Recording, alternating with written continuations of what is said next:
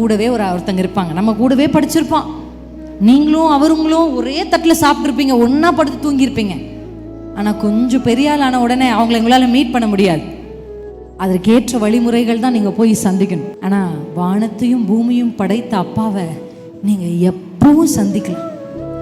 அவரிடத்துல தைரியம், அந்த வார்த்தையில் எனக்கு ரொம்ப பிடிச்ச ஒரு வார்த்தை என்ன தெரியுமா? தைரியமாக போகலாம். பிரதான ஆசாரியன் அவ்வளவு ட்ரெஸ் போட்டிருப்பார், அவர் பயங்கரமான ட்ரெஸ் எல்லாம் போட்டிருப்பார். அதெல்லாம் போட்டுக்கிட்டே அவர் உள்ள நடுக்கத்தோட போவார். ஆனா நீங்களும் நானும் நடுக்கத்தோட அல்ல, தைரியத்தோட, அப்பா